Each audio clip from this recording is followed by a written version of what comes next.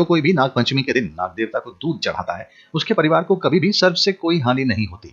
इसके लिए एक कथा भी प्रचलित है।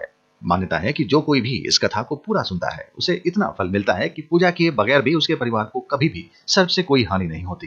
लेकिन कथा को पूरा सुने अधूरा सुनने से कोई भी फल नहीं मिलता, उल्टा अधूरी कथा सुनने से नुकसान ही होता है। तो आइए हम आपको नागपंचमी की कथा के बारे में बताते हैं। बहुत पुराने समय की बात है। एक नगर में एक व्यापारी हुआ करता था। व्यापारी के 7 पुत्र थे। 7 पुत्रों की शादी हो चुकी थी। उन 7 पुत्रों की बहुओं में से सबसे छोटी बहू जो थी वह सबसे ज्यादा विदुषी, सुशील और चरित्रवान थी। एक दिन सबसे बड़ी बहू ने सारी बहुओं से कहा कि घर को लीपने के लिए पीली मिट्टी चाहिए। तो चलो हम सभी ऐसा करते हैं, बाहर खेतों से पीली मिट्टी ले आते हैं ताकि घर को लीपा जाए और साफ सफाई की जाए। तो सभी बहुएं खुरपी लेकर खेतों की तरफ निकल गईं।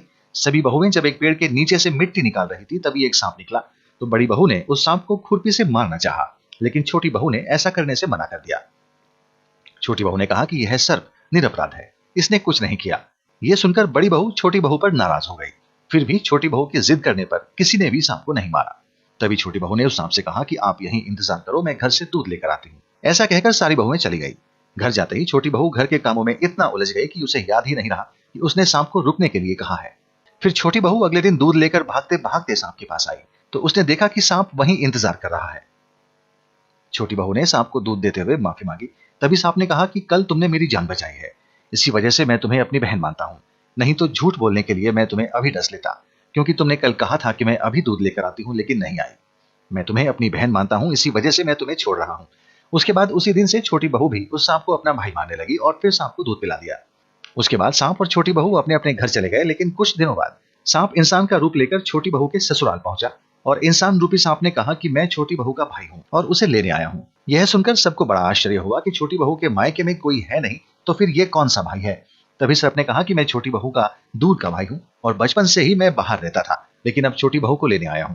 सांप के इतना समझाते ही छोटी बहू के ससुराल वालों ने छोटी बहू को भाई के साथ भेज दिया।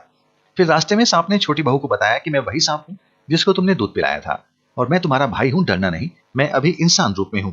मैं तुम्हें अपने घर ले जाने आया हूं। तुम मेरे साथ मेरे घर चल रही हो, वहां तुम्हारा सभी बहुत स्वागत करेंगे और जब भी डर लगे तो मुझे याद कर लेना।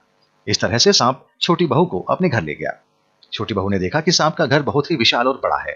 धन दौलत, हीरे जवाहरात की कोई कमी नहीं है। फिर छोटी बहू कुछ दिनों के लिए अपने नए मायके में रहने लगी।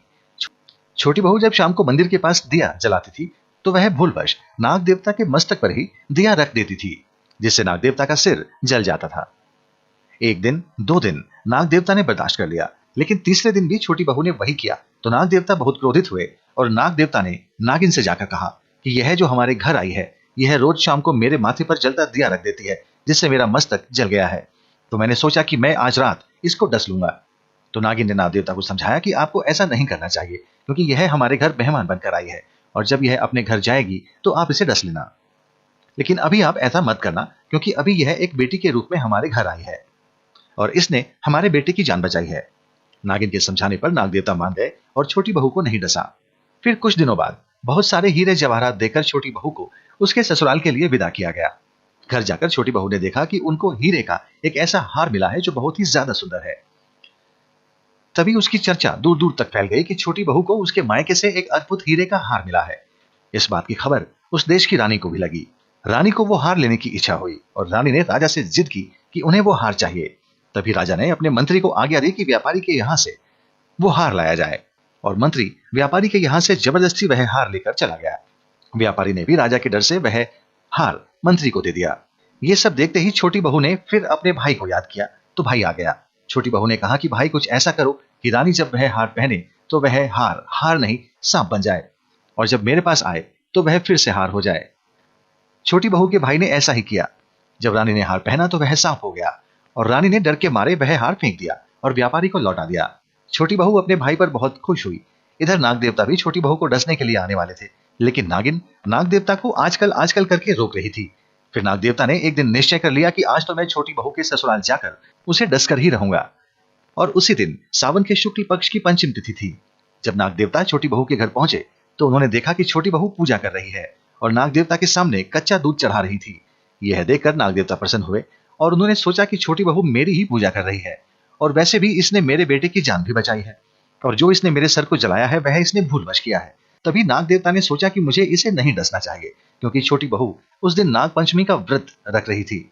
अभी नाग देवता छोटी बहू के मुख्य द्वार पर अपनी पूंछ को 5 बार पटक कर वहां से चल दिए और छोटी बहू को जीवन दान दे दिया और जाते जाते यह भी वरदान दे दिया कि उसके घर में कभी भी धन संपदा और सुख समृद्धि की कोई कमी नहीं रहेगी।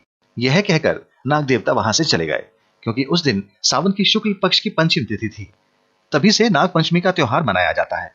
जो लोग नाग पंचमी की कथा को सुनते हैं उनको और उनके परिवारजनों को कभी भी सांप नहीं डसते और साथ ही धन ऐश्वर्य की कोई भी कमी नहीं होती है।